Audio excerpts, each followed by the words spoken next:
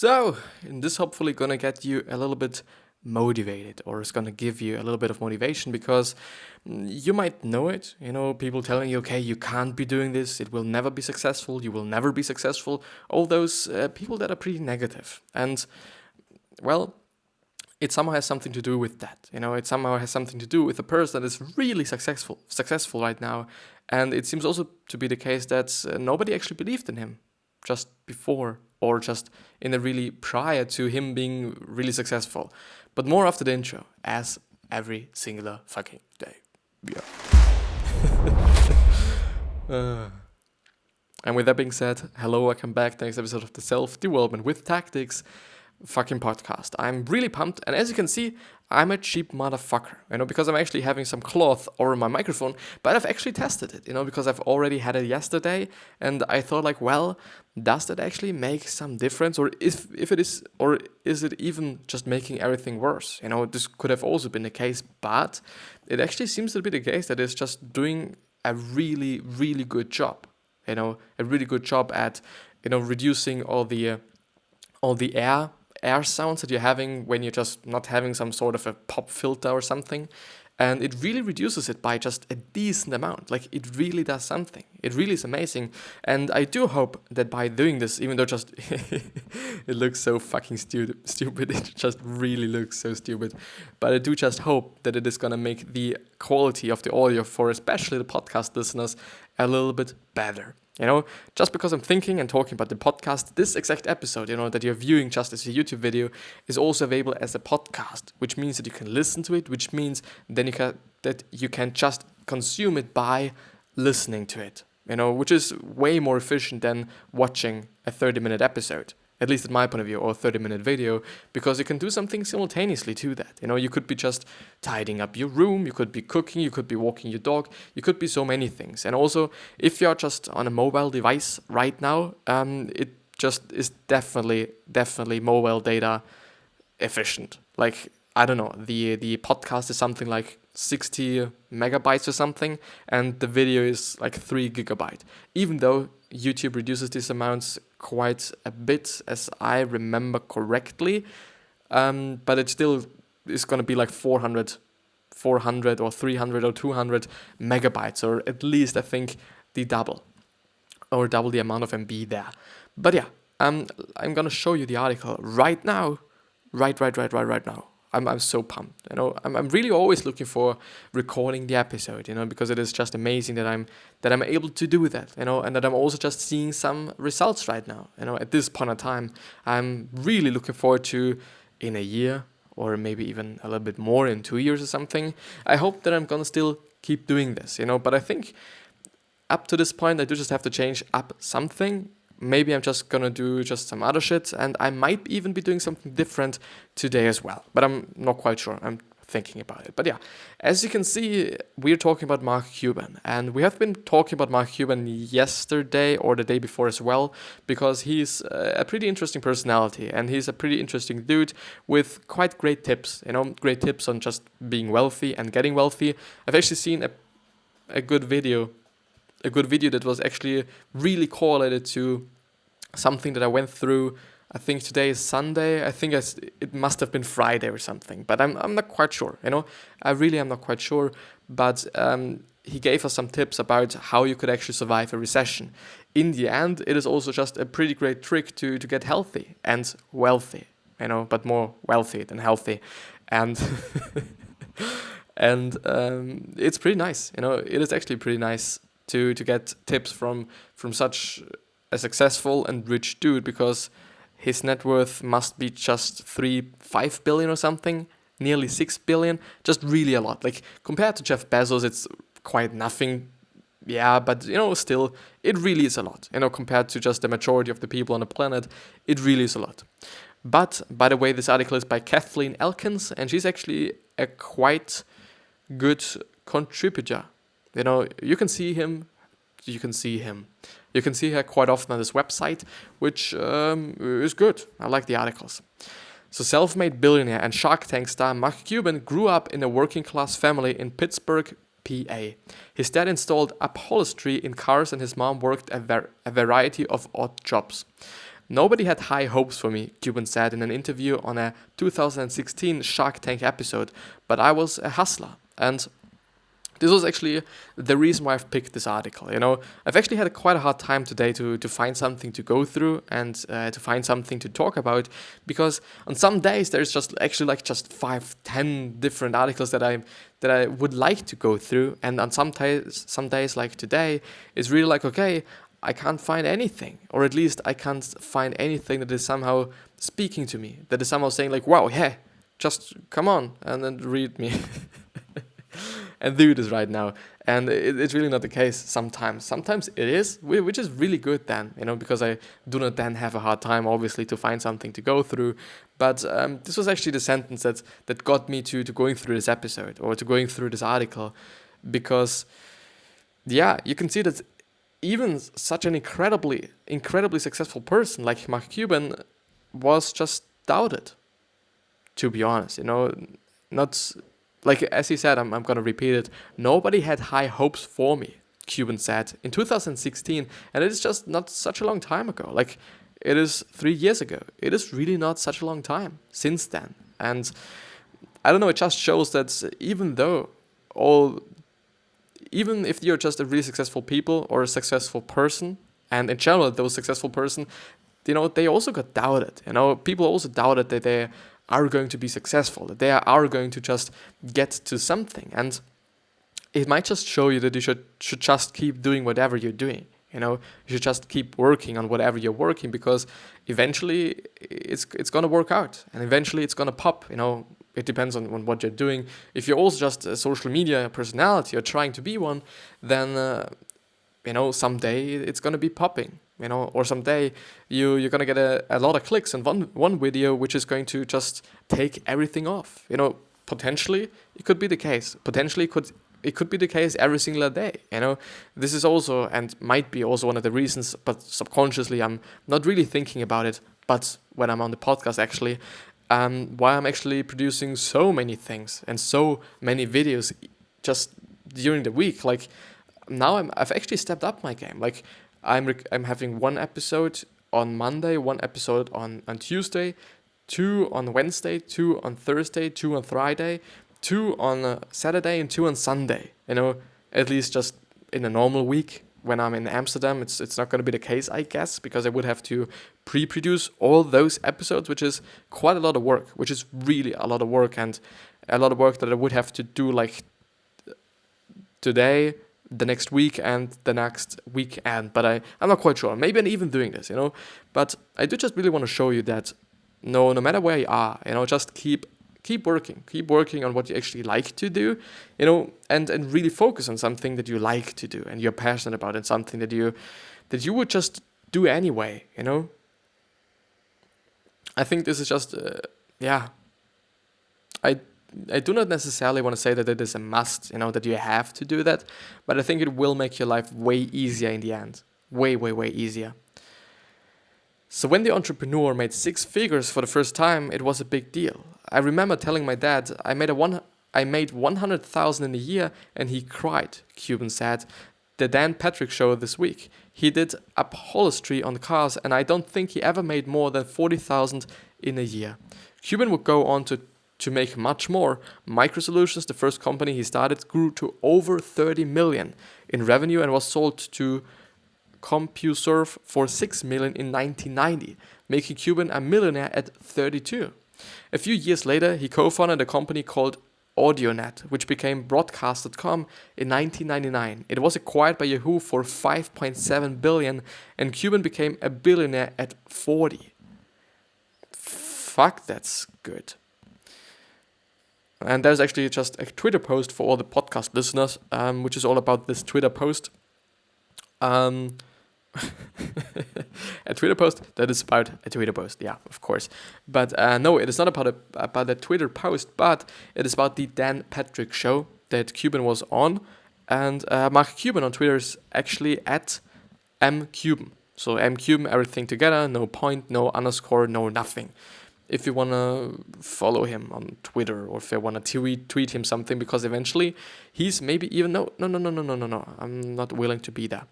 He's eventually also going to reply to you. actually. Something that he does sometimes, as I have seen, and therefore assume. Even after Cuban started out earning his dad, which was weird, he admitted he wasn't allowed to pick up the check at restaurants.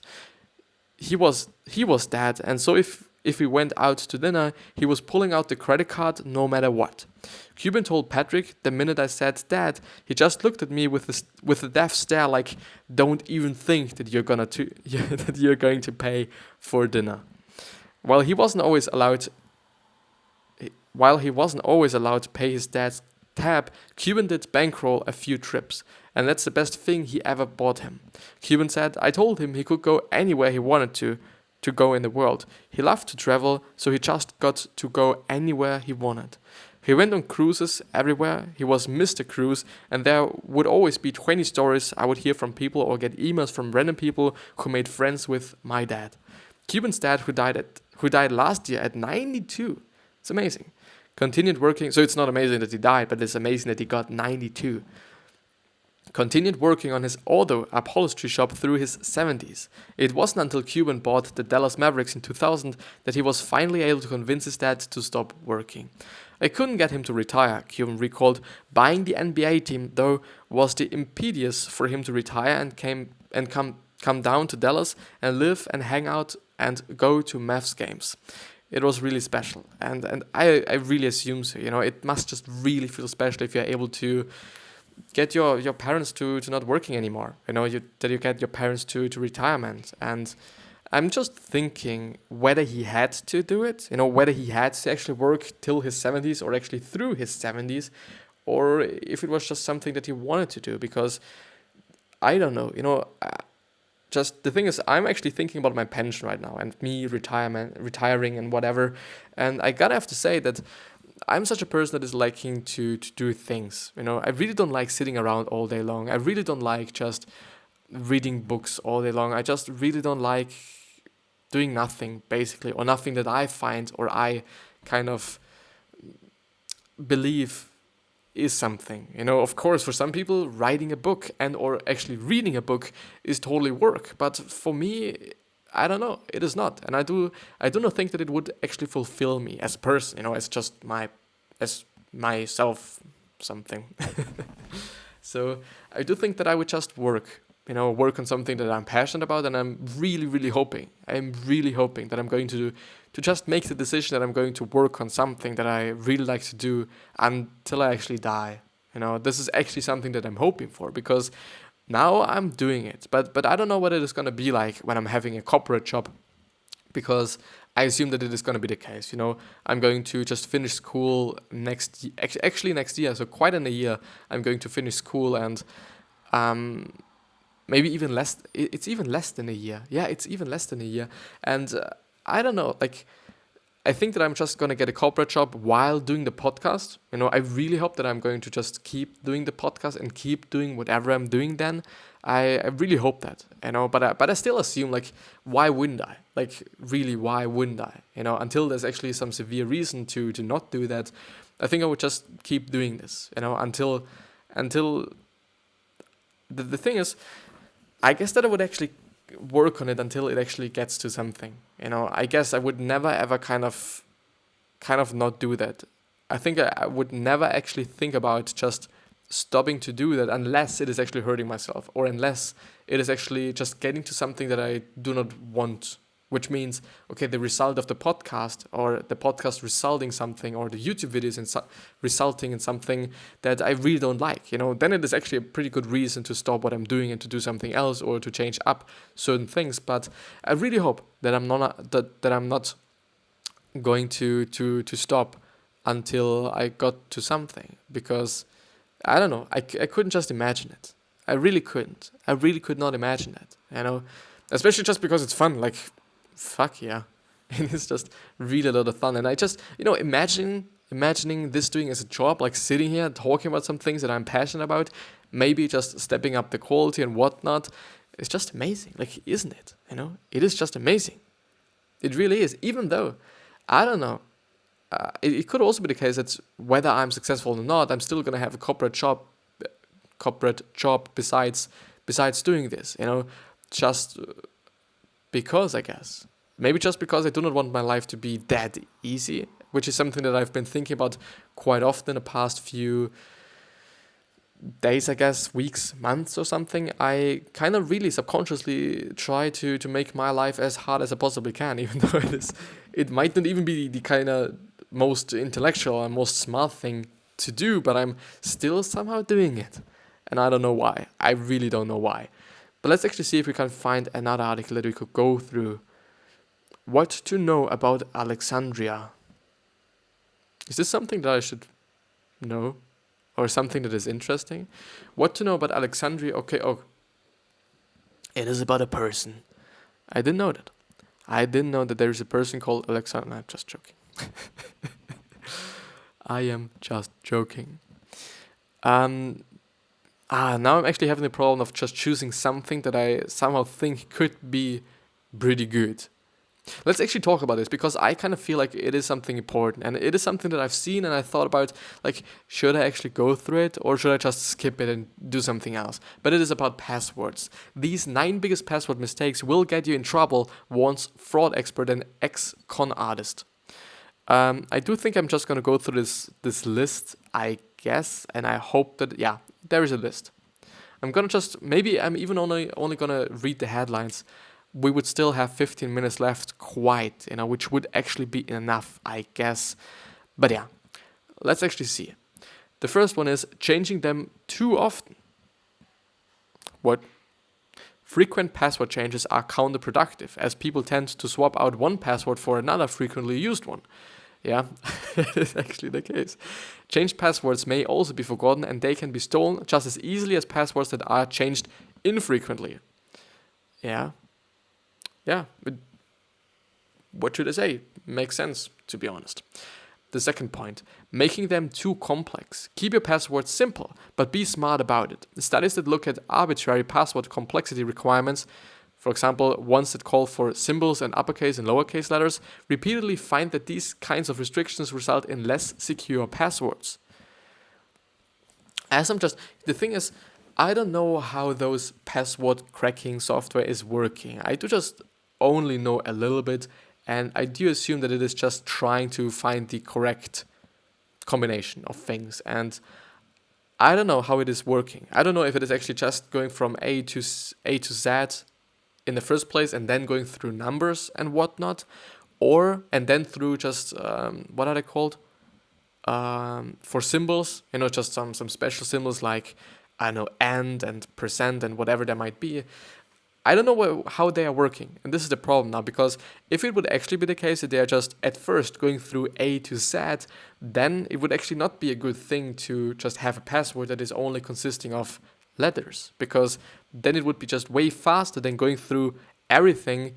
It would actually then be way better to have a password only out of symbols, even though, like, who the fuck has a password out of symbols? Like, might not be the best thing to remember, first of all, and second of all, other things. But in the end, it would actually be quite a pretty secure one, because yes.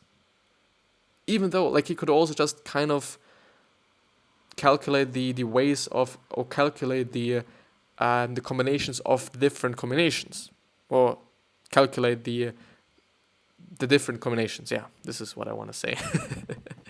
But let's see what the third one is, not screening them. The National Institute of Standards and Technology highly recommends comparing your password against lists of commonly used or known compromised ones. Esonic.com and passwordrandom.com are 2 examples of websites that offer these password screening tools. As always, the links to these 2 articles are going to be down in the description. So if you want to check out Ensoic, it is enzoic.com, and password random. I think I'm not having to spell that. So I'm not gonna link them separately, but I could. Maybe I'm gonna link them separately, but I'm definitely going to link down the article that I'm here on. And therefore you could just go through it as well, or you could just click on them as well if you go to this article. But yeah, the fourth one, recycling the same ones. Reusing the same password across multiple websites is especially dangerous for email, banking, and social media accounts. Even if you haven't used them in years, once they get stolen, they can be used to access many different websites. Yeah, it really is not a good idea. Really is not. The fifth one, being too familiar. Don't use the following in passwords or answers to website security questions. Loved ones' names, pets included, maiden names, hometowns, birthdays, wedding dates, and anything else that can be gleaned with some online research.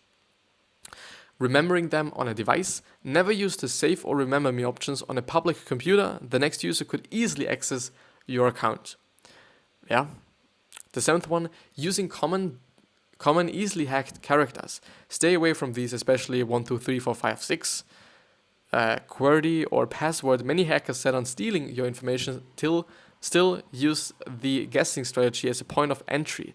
Instead, think of something complex yet memorable and personal to you. For example, what the fuck?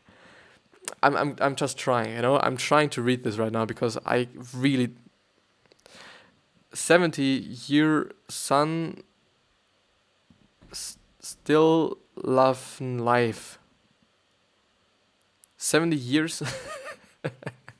I wonder if this, I wonder if the person that actually is writing or was writing this article came up with this shit, or if actually the security expert came up with it. But I'm gonna spell it. 70 like 70YRS at n%st YLL%LU the N, this, I don't know what this just looks like, a roof, LIFE exclamation mark, and I don't know, maybe the quote unquote or quotes open, quotes closed are also just a part of it. Could be the case as well. I don't know. And this could so this could mean 70 years and still loving life. Yeah, thanks. Thanks for giving me the hard time to decipher it.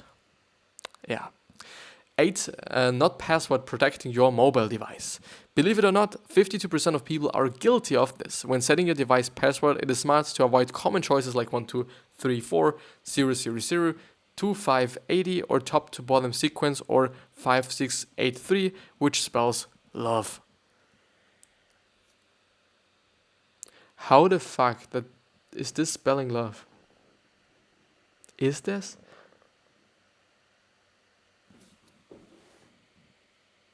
I don't know. Could be. So apparently 5683 is love. I didn't know that. And the last one is storing a password list on your computer.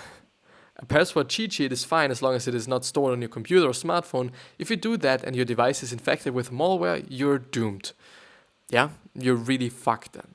A pen and paper reminder kept in a safe place is better. Ideally, it will consist of hints rather than actual passwords. Yeah, makes sense. The cost of doing nothing. Yeah, the cost of doing nothing is really high, especially like if it is about some. But the good thing is still that sometimes it is actually the case that people and or just websites and platforms, social media platforms, actually having a two-way authentication system thing, which makes everything a little bit safer, because even though they have got your password, I think they just need the code then also from your phone that you're getting SMS'd and whatever. And I do think it is actually a pretty good thing then. And yeah, so you might be doing this, you might be having is there actually a three-step authentication? 3-step authentication. I can't spell it. I'm not even trying. What? I just read something. 3-step authentication is, what is 3-factor? Oh, 3-factor. 1, 2, and 3-factor authentication. No, it is authentication. Authentication? Oh, it's just something in German. Different. It is just something different in German. I can't talk today.